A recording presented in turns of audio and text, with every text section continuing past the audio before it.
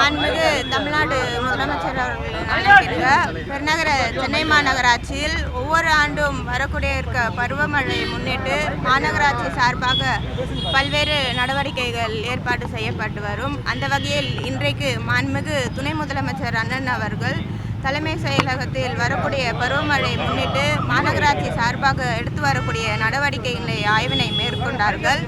கடந்த ஆண்டு இந்த விருகம்பாக்கம் கெனாலும் ஓட்டேரி நல்லா அதேபோல் வீராங்கோளோடை இது மூன்றுமே நீர்வளத்துறையுடன் இருந்தது. அதை மாநகராட்சி சார்பாக வகைப்பாடு மாற்றுமாறு கோரிக்கை ஏற்றபோல் மாண்புமிகு முதலமைச்சர் அவர்கள் அதை பெருநகர சென்னை மாநகராட்சியின் வகைப்பாடுக்கு மாற்றப்பட்டிருந்தது. அந்த வகையில் இந்த ஆண்டு மாநகராட்சி சார்பாக இந்த விருகம்பாக்கம் பகுதிகளில் பணி துவங்க இருக்கிறது. அதற்கான பணியானையும் வரக்கூடிய புதன்கிழமை அல்லது ஞாயிற்றுக்கிழமையில் பணியானை வழங்க இருக்கிறது. அதற்கு முன்னவே மாநகராட்சி சார்பாக இப்போ விருகம்பாக்கம் கெனாலுக்குட்பட்ட பகுதிகளில் 5 ஃப்ளோட் பொறுத்தபத்து அங்கே இருக்கக்கூடிய இந்த ஆகாய தாமரை ஸ்லட்ஜ் இது எல்லாமே அகற்றப்பட்டு வருகிறது. அகற்றப்படக்கூடிய இந்த ஸ்லட்ஜ் எல்லாமே நம்ம மாநகராட்சிக்கு வகைப்பாட்டில் இருக்கக்கூடிய பெருங்குடி குப்பை கிடங்குலையோ இல்லை கொடுங்கியூர் குப்பை கிடங்குலையோ எடுத்து சென்று அங்கே பொருத்தப்படும் தெரிவித்துக் கொள்கிறேன். அதேபோல் ஓட்டேரி நல்லாவும் நம்முடைய மழைக்காலங்களில் மிகவும் பாதிக்கப்படக்கூடிய ஒரு இடம். அதுவும் இந்த ஆண்டு மாநகராட்சி சார்பாகவே பணிகள் துவங்கப்பட இருக்கிறது. வரக்கூடிய ஓரிரு நாட்களில் ஓட்டேரி நல்லாலையும் பணிகள் துவங்க இருக்கிறது. அது கிட்டத்தட்ட 10 கிலோமீட்டருக்கு இந்த ஓட்டேரி நல்லா இருக்குது. இதை முற்றிலுமாக அந்த ஸ்லட்ஜ் ரிமூவல், ட்ரெட்ஜிங், அதே போல் காம்பவுண்ட் வால் இந்த மாதிரி அனைத்து பணிகளுமே மாநகராட்சி சார்பாக துவங்கப்பட இருக்கிறது. அதேபோல் வேளச்சேரிக்குட்பட்ட பகுதிகள் வீராங்கலோடை மிகவும் முக்கியமான கெனாலாக இருக்கிறது.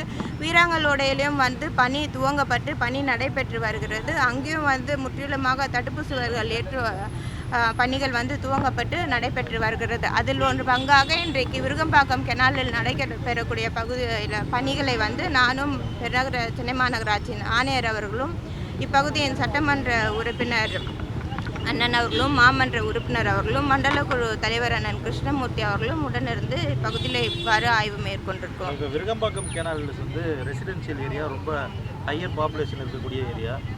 தொடர்ந்து இந்த ஸ்லெட்ஜ் ரிமூவல்லாம் எப்படி இருக்குது, எக்ஸ்டென்ஷன் ஒர்க்ஸ்லாம் எப்படி போயிட்டுருக்கு? நார்த் ஈஸ்ட் மான்சூனுக்கு குறைஞ்ச காலமே இருக்குது. அதுக்கு முன்னாடி இந்த ஒர்க்ஸ்லாம் முடிச்சிருவோமா? விருகம்பாக்கம் கெனால் பார்த்தீங்கன்னா 6.3 கிலோமீட்டர் நீளத்திற்கு இந்த கெனால் முற்றிலுமாக வருகிறது. இப்போதைக்கு 5 ஃப்ளோட் பொறுத்தப்பட்டு இந்த ஸ்லட்ஜ் ரிமூவல் எல்லாமே நடைபெற்று வருகிறது. வரக்கூடிய நாட்களில் பெருநகர சென்னை மாநகராட்சி சார்பாக முற்றிலுமாக ட்ரெட்ஜிங் மிஷின் போடப்பட்டு 6 ட்ரெட்ஜிங் மிஷின் பொருத்தப்பட்டு இருக்கக்கூடிய தரைமட்டம் அளவிற்கு இருக்கக்கூடிய அந்த ஸ்லட்ஜ் எல்லாம் ரிமூவ் பண்ணக்கூடிய பணிகள் மேற்கொள்ளப்படும். அதே போல் பொதுமக்கள் தொடர்ந்து அந்த பகுதிகள் குப்பை போடாத வண்ணம் காம்பவுண்ட் வால் உயர்த்தப்படுகிறது. அதே போல் அது காம்பவுண்ட் வாலை தாண்டி மேலே ஷீட் அடிக்குமாறு தெரிவித்திருக்கிறேன். பொதுமக்கள் அந்த பகுதிகளெலாம் குப்பை போடாத வண்ணம் பணிகள் நடைபெற இருக்கிறது. மேடம், தூய்மை பணியாளர்கள் போராட்டம் காரணமாக ஆங்காங்கே குப்பைகள் தேங்குது, மாநகராட்சியிலிருந்து எடுக்க முடியல அப்படின்ற மாதிரி ஒரு குற்றச்சாட்டு சொல்கிறாங்க. தூய்மை பணியாளர்கள் பொறுத்த வரைக்கும் மண்டலம் 5, 6 இப்போ தனியார் நிறுவனமிடம் ஒப்படைக்கப்பட்டிருக்கிறது. கடந்த அதிமுக காலத்திலே மண்டலம் 9, 10, 11, 12, 13, 14, 15 மற்றும் மண்டலம் 1, 2, 3 இந்த பகுதிகள் எல்லாமே தனியாரிடம் ஒப்படைப்பட்டு தூய்மை பணிகள் நடைபெற்று வந்திருந்த நிலையில் இப்பொழுது மண்டலம் 5, 6க்குட்பட்ட பகுதிகளில் தூய்மை பணி தனியாரிடம் ஒப்படைக்கப்பட்டு இந்த பணிகள் துவங்கப்பட்டிருக்கிறது. இந்த மாதம் 1ஆம் தேதி முதல் இந்த பணிகள் துவங்கப்பட்டிருக்கிறது. பணிகள் நடைபெற்று வருகிறது. அதேபோல் ரிப்பன் மாளிகை வெளியில் இருக்கக்கூடிய தூய்மை பணியாளர்கள் கூட பணி பாதுகாப்பு கருதியிருக்கிறார்கள். அவர்களுக்கு முற்றிலும் பணி பாதுகாப்பு மாநகராட்சி சார்பாக வழங்கப்படுகிறது என்றதை தெரிவித்துக் கொள்கிறேன்.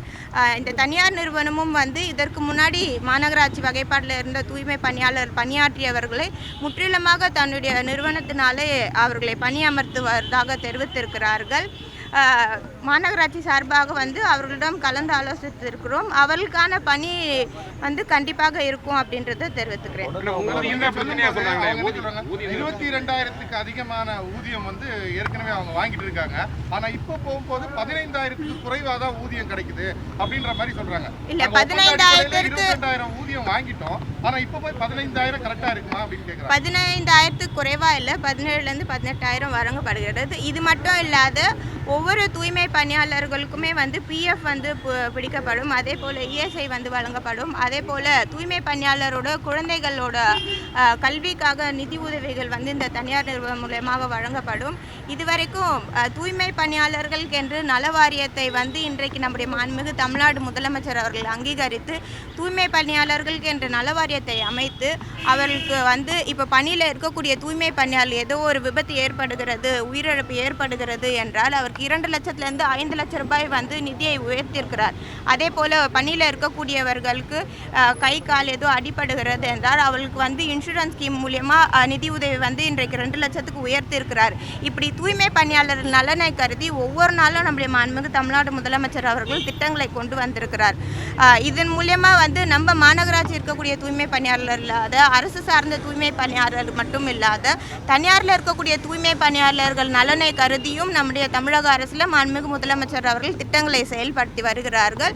இன்றைக்கு மாநகராட்சி வெளியில் இருக்கக்கூடிய தூய்மை பணியாளர்களுக்கோ கண்டிப்பாக அவர்களுக்கான பணி பாதுகாப்பு முற்றிலுமாக மாநகராட்சி சார்பாக வழங்கப்படும்ன்றதை தெரிவித்துக்கிறேன். அவங்க ஏத்துக்கிறாங்க. ஆனா அவங்க என்ன சொல்றாங்கன்னா, கடந்த ஆட்சி காலத்துல திமுக அரசு வந்து என்ன சொல்லியிருக்குன்னா, தேர்தல் வாக்குறுதியில இவங்களை வந்து பணி நிரந்தரம் செய்வோம் அப்படின்னு அவங்களுக்கு வாக்குறுதி கொடுத்துருக்கு. அந்த வாக்குறுதி என்னாச்சு அப்படின்றது அவங்களோட கேள்வியா இருக்கு. எங்களை வந்து அரசு பணியாளர்களா மாத்துங்க அப்படின்ற ஒற்றை கோரிக்கை தான் அவங்களுக்கு இப்போ இருக்கு. இல்ல, தூய்மை பணியாளர்கள் வந்து ஃபர்ஸ்ட் வேலையில வந்து ஜாயின் பண்ணுமாறு அவங்கள தெரிவித்திருக்கிறோம். வேலையில வந்து அவங்க சேர்ந்த பிறகு அதற்கான முடிவுகள் வந்து அரசு சார்பாக எடுக்கப்படும். அது மட்டும் இல்லாம இது குறித்து சில பேர் வந்து தவறான கருத்துக்களை வந்து வெளியே நிறைய பதிவிடுறாங்க. இன்றைக்கு மாண்புமிகு முதலமைச்சர் அவர்கள் எல்லோருக்கும் எல்லாம் என்ற ஆட்சியை நடத்தி வருகிறார்கள். எல்லோரோட நலனை கருத்தில் கொண்டு நடத்தி வருகிறார்கள். இதற்கு முன்னாடி குறிப்பிட்டது போல தூய்மை பணியாளர்களுக்கு என்ற தனியாக ஒரு நல வாரியத்தை அமைத்து அவர்களுடன் அவர்களுக்கு தேவைகளை வந்து பூர்த்தி செய்யும் வகையில் இருக்கிறது. அதே போல் ஒவ்வொரு மழைக்காலங்களிலும் தூய்மை பணியாளர்களின் பணி வந்து குறிப்பிடத்தக்கதாக இருக்குது என்று தெரிவித்து மாண்புமிகு முதலமைச்சர் அவர்களே நேரடியாக வந்து தூய்மை பணியாளர்களை அங்கீகரிக்கும் விதமாக ரிப்பன் மாளிகையில் பரிசளித்தார்கள். அது மட்டும் இல்லாத தூய்மை பணியாளர்களுடன் அவங்களோட இணைந்து மதிய உணவை அருந்தினார்கள். அது மட்டும் இல்லாத கடந்த மழைக்காலங்களில் வந்து தூய்மை பணியாளர்களிடம் நேரடியாக வந்து அவர்கள் பணியில் இருக்கக்கூடிய பணி களத்திற்கே வந்து அவர்களுக்கு வந்து உணவு அருந்துருங்கண்ணா, டீ சாப்பிட்டீங்களான்ட்டு நின்று டீ வாங்கி கொடுத்த முதலமைச்சர் நம்முடைய மாண்புமிகு முதலமைச்சர் அவர்கள். இது போன்ற முதலமைச்சர் எந்த ஒரு முதலமைச்சரும் நேரடியாக தூய்மை பணியாளரிடம் கலந்துரையை கூட ஆடுறதில்லை.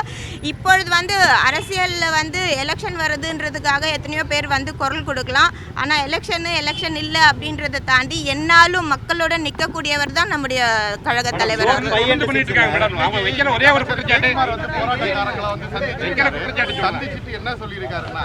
இவங்க நீங்க தூய்மை பணியாளர்களுக்கு துரோகம் இழைச்சிட்டீங்க. நான் இப்பதான் குறிப்பிட்டேன், யாரும் சாபம் விட்டு போயிருக்காரு. நீங்க அதை எப்படி பாக்குறீங்க? சாபம் விடுறதுன்னு தாண்டி அவர் வந்து இப்ப எலெக்ஷனுக்காக வெளியில வந்து பேசுறது. கடந்த அதிமுக ஆட்சியில வந்து 10 மண்டலங்களை வந்து பிரைவேடைஸ் பண்ணாங்க. அப்ப எங்க போச்சு? அப்ப ஏன் குரல் கொடுக்கல? அப்ப ஏன் இந்த அநீதியை தடுக்கல? 10 மண்டலங்கள் பண்றதுக்கோ 2 மண்டலங்களுக்கு பண்றதோ ஒண்ணா? அப்ப குரல் கொடுத்துருக்கலாமே. அப்ப குரல் கொடுக்காம இப்ப வந்து குரல் கொடுக்குது அரசியல் பண்றாங்களா? முடிவு சொல்லுங்க மேடம். ஏன்னா அவங்க 5 நாளா போராட்டம் பண்ணிட்டு இருக்காங்க. அவங்க வந்து மேயர் தான் குற்றச்சாட்டு வைக்கிறாங்க.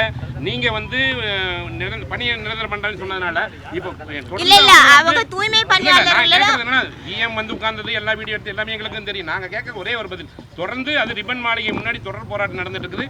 இது வந்து அரசாங்கத்துக்கும் கெட்ட பேர் தான். அவங்க வந்து அங்க இருக்கக்கூடிய மக்கள் ஒரே ஒரு கோரிக்கை என்ன சொல்றாங்கன்னா, இதே மேயர் தான் எங்களுக்கு வாக்குறுதி கொடுத்தாங்க.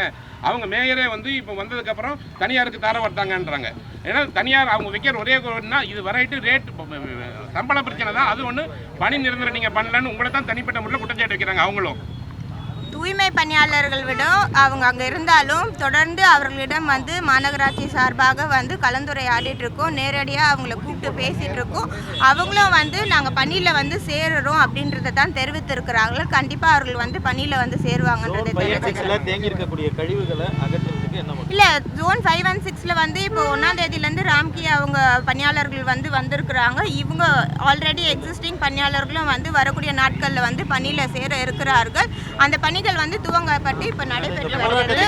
வார்டு வாரியாக வந்து இப்போ பணிகள் துவங்கப்பட்டு இப்போ பணிகள் நடைபெற்று வருகிறது. போராட்டத்தினால அதிக அளவில் பல இடங்கள்ல சொல்றாங்க 300 மெட்ரிக் டன் கழிவு தேங்கிருச்சு சாலையில. இல்ல கழிவு தேங்குறது அப்படின்றது அகற்றப்பட்டு தான் வருகிறது. ஒரு சேஞ்ச் நடக்கும் போது டெய்லி மார்னிங் வந்து வீட்ல போய் கலெக்ட் பண்ண போவாங்க இல்லையா, அப்படியே நிலை இருக்கு.